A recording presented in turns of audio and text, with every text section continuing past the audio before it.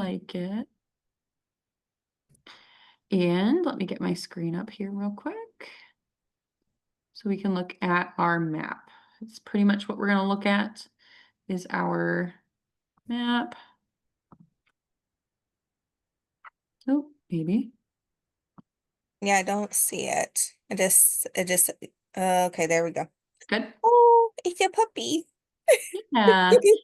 All right, so I'm going to run this through just like everyone is here so that I have this recording for everyone. So thank you to everyone for joining us for our Clark Park Shot Clinic on Saturday. This should be a pretty fun event, especially because it's supposed to be nice outside, so I'm praying for that to stay. But as always, I suggest that everyone brings a couple layers, leave them in your car just in case it gets chilly or if it gets too hot, you have things that you can take on and off. A raincoat doesn't hurt just in case there's unexpected rain. We will have things like ponchos for you. There will also be some tents in some areas. So if unexpected rain happens, there will be places to go. But I do just recommend bringing those type of things if you're concerned about it.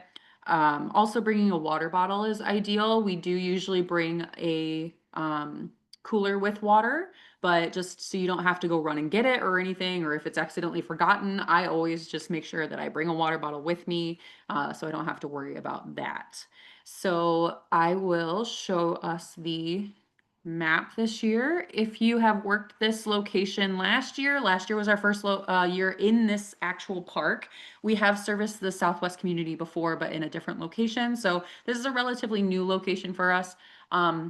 It's beautiful. It's big open spaces, lots of places for dogs to get away from the noise and stuff if necessary. We can have them sit in different areas. I know it looks super crazy chaotic on this map that our support services team created, but it's not as crazy as it seems. I'm going to do my best to go through the entire kind of process that guests go through from start to finish so that you have an idea of what they're doing and the different roles of the volunteers that will be in these areas. So we are in the middle of the Clark Park location. When you type in your address for this location, which will be on paperwork I will send you all tomorrow, look out for an email that says run of show for Clark Park. That will have all sorts of details and information for you. But if you're looking for parking, it'll take you kind of to the front, the north end of this park, but there is parking all the way around. So if you can see my little dot here, all of this goes the entire way around the perimeter of the park. So there's lots and lots of parking. There is a little bit inside the park, but usually that's pretty filled up pretty fast, especially if we have guests that are coming early because they would like to secure a spot.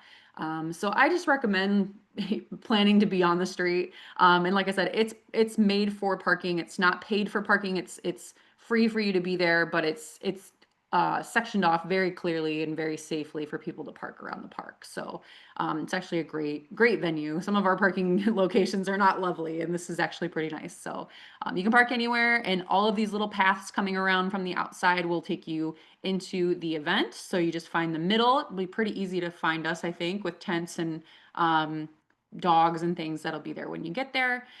I know there was a little bit of a confusion with the timing for this event. It did change a couple times, but officially volunteer time is from 10 to 4. The event is from 11 to 4.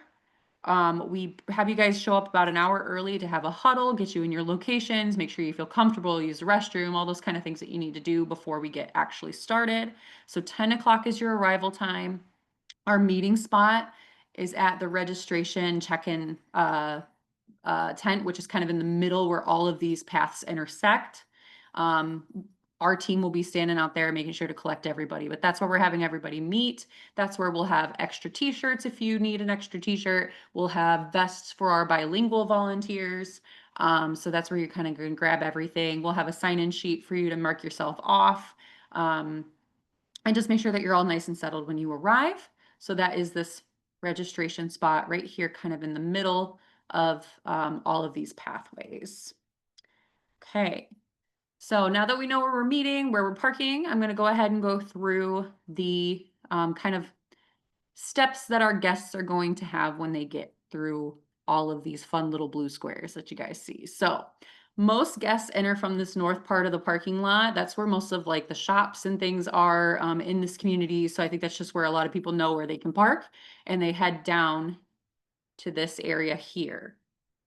If their dog or cat is totally, if their dog, sorry, if their dog is okay with this environment and they're not worried about it kind of getting too stressed out or reactive to other animals, they're going to line up right here. This will be pretty clear because this is where our partners and vendors will be set up. They'll have tents for, I don't know who's joining us this time, but sometimes it's HAP, sometimes it's DTE, sometimes it's other pet product companies that are partners with us, just providing a lot of freebies for people while they wait in line, a lot of services, referrals, things like that. So they can chat with those people as they're waiting in line.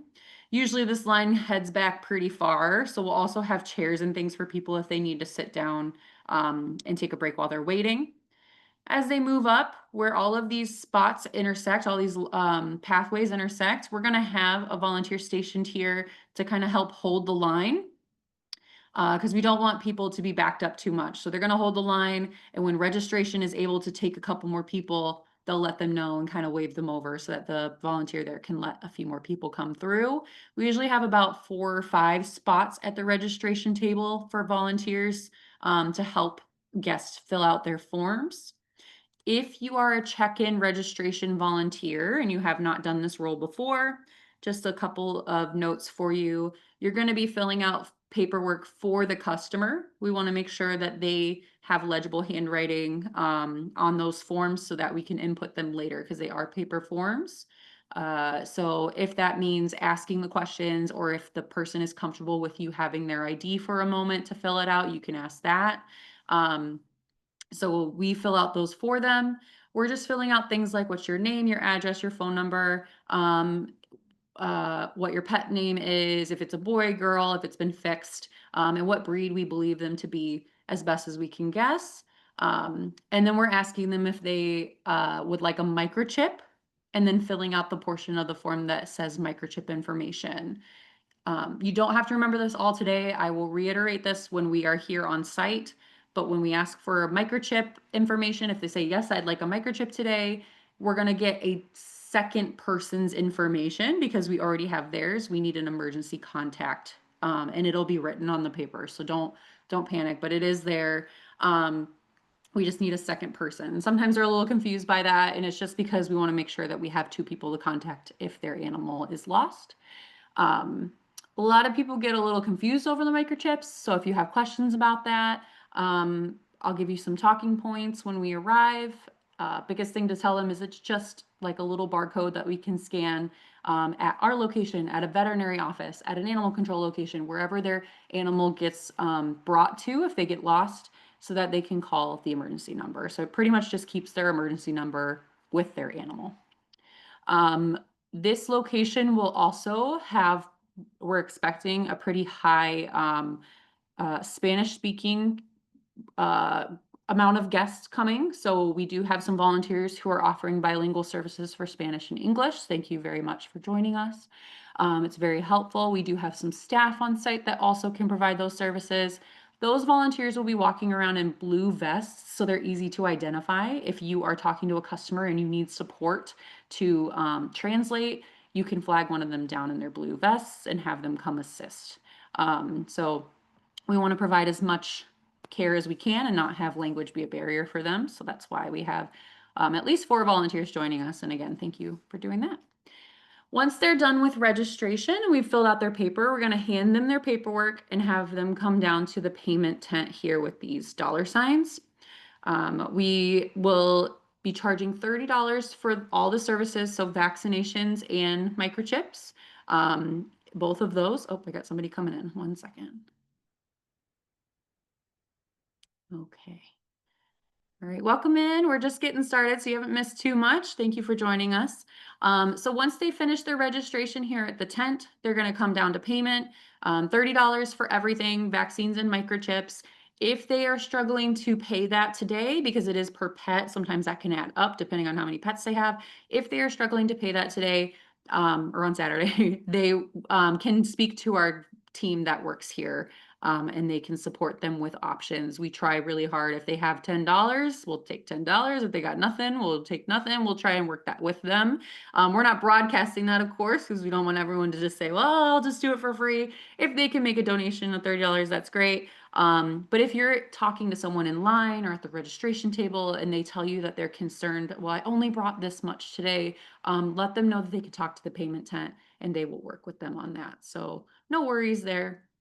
It's essentially a pay what you can event. So once they finish here, we'll have some chairs and things set up over here so people can wait if they need to, but we're gonna try and hold the line over here, like I said, before they get over here so they don't have to wait out in these spots too much. But once they've got their payment complete, they're gonna come to one of these 3 tents. We'll have someone from inside the tents calling them over when they're ready, so they'll know they're the next person in line. And that's where their medical vaccines and microchips will take place. So they get those services in here with our medical team. Once they're done, they'll come out the back end and we'll direct them to come toward food pantry. We do want people to take food. We bring food for them on purpose. They usually can take a bag of dog food and a bag of cat food. So we want to kind of direct them that way so that one, they get their food, we want to make sure they don't miss it, but also kind of directing them back out this way so they're not crossing back over the lines of people and just disrupting with dogs. Try to avoid that as much as possible. So that's the main area. Like I said, down partner alley to registration, to payment, to their services in these tents, and then out through the pet food pantry. So it's kind of like a weird little squiggle there, but it's pretty contained. Once you get there, you'll kind of have a good idea of what that'll look like, especially because the tents will be up once you guys arrive. Any questions so far on this portion of the map from the general side? Any questions or anything so far that you've got? No? Let me check the chat real quick just to make sure. Nothing in the chat. All right, thank you, Allie.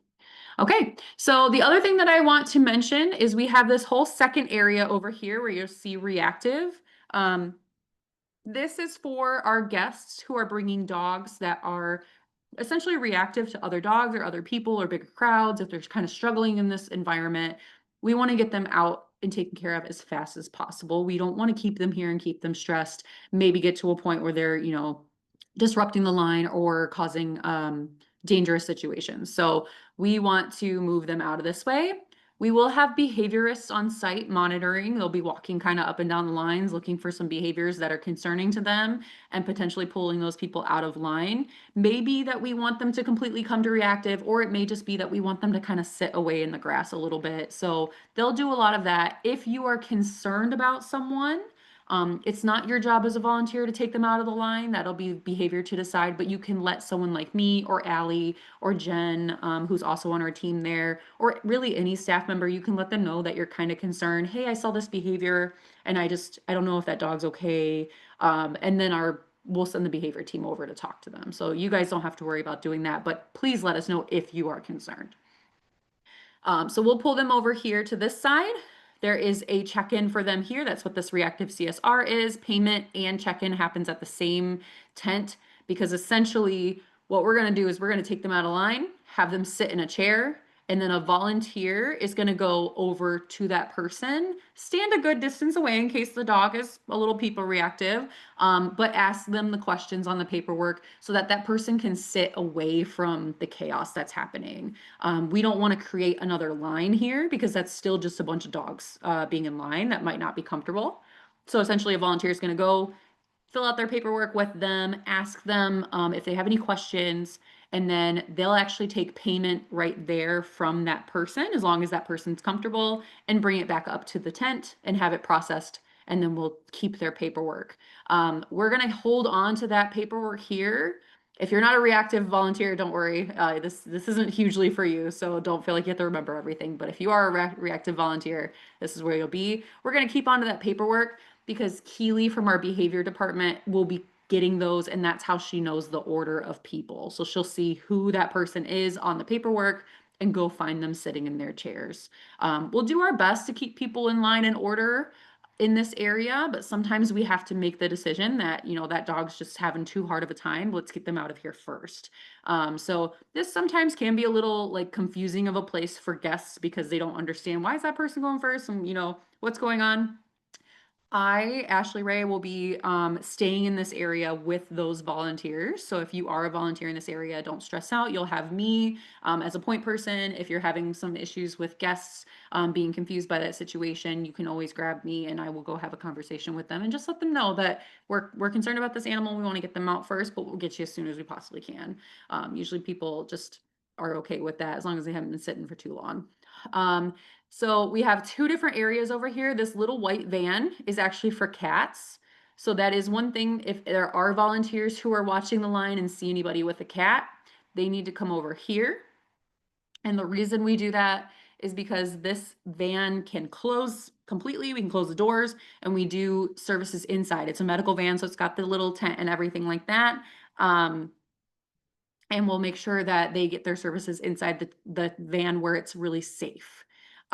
So we just want to make sure that they stay contained. If they have a dog with them, that's fine. We'll still take care of them over here. So send the whole family over. They'll get all their services in this area. And then we'll just send them back out in the safest possible way we can, depending on what the seating looks like. We also will be putting up our just box. Oh,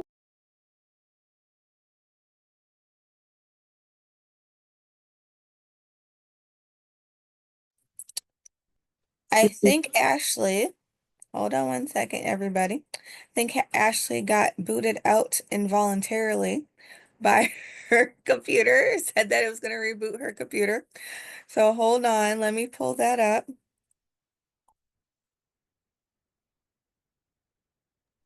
While you're doing that, I do have a question. I joined a little bit late, but No worries. where me and my daughter are coming, I think we're leash holders or leash Quick support. assistants. Where did yeah, leash support. Where did we go for that? So it might be along the line here. Let me hold on. Let me pull this up because I want to be able to share this. There we go. Share. There we go. Present. Can everybody see this?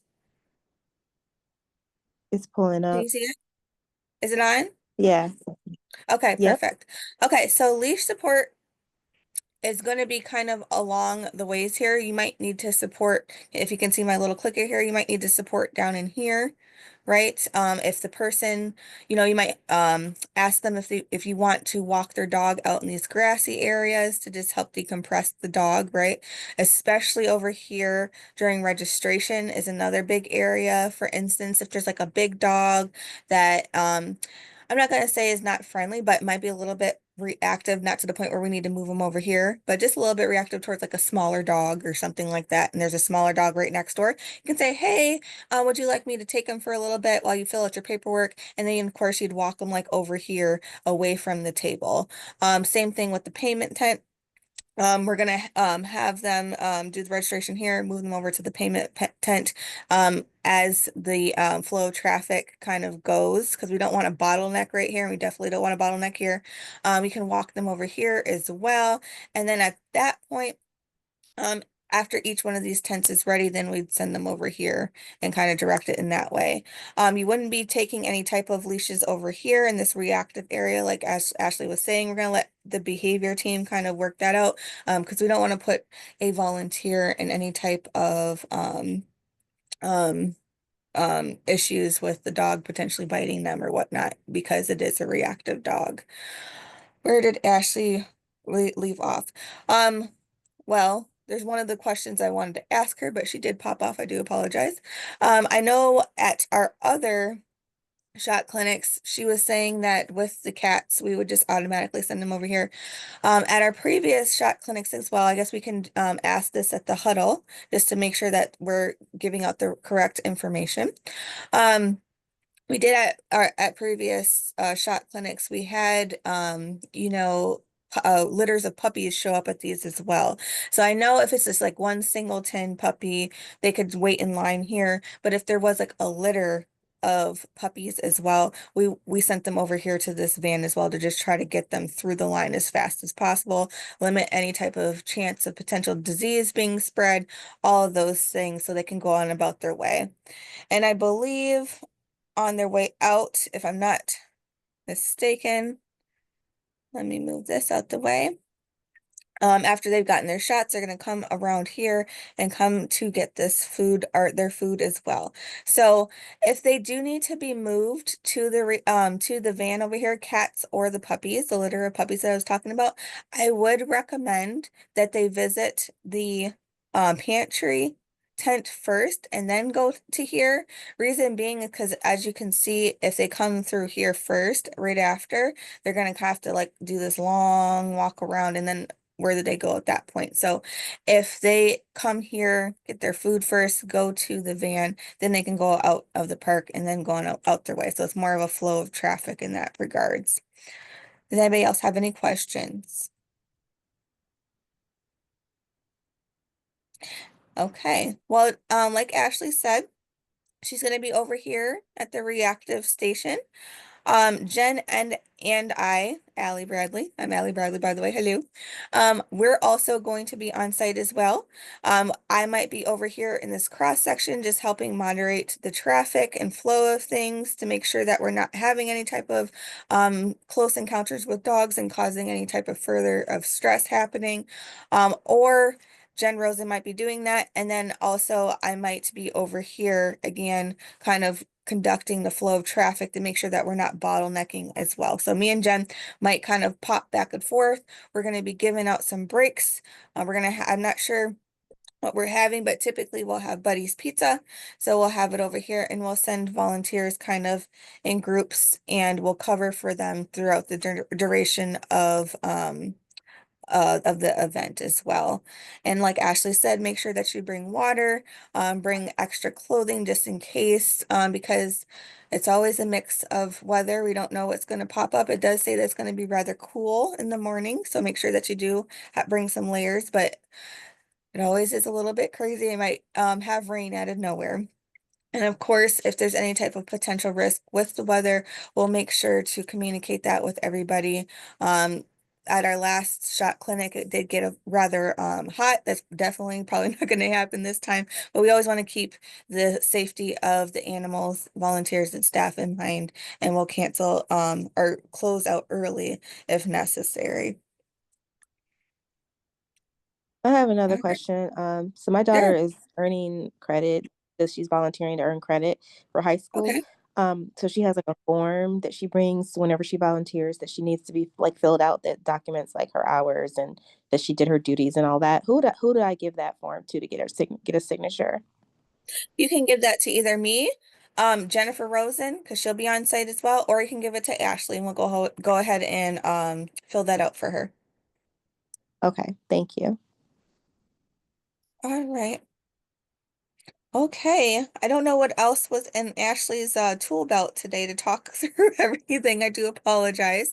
But yes, Ashley's going to be sending out the run of show tomorrow, and she's also going to be including this presentation in there as well. So if anybody does have any questions, once you do receive that in your emails, please reach out as soon as possible so we can get those questions answered for you. We're also going to have a group huddle with the volunteers at 10 o'clock, right when we get there, at the registrations table as well. And you can always ask questions there on site. Ashley will also go over for the people who are doing registrations, how to fill out the form as well. So no worries about what the form looks like and what you have to do. We'll go ahead and make sure that we answer all of those questions so that you feel comfortable as well. All right, so without further ado, I'm going to end this recording and say thank you so much for joining us, and we look forward to seeing everybody on Saturday morning. Good Thanks. night. Good night.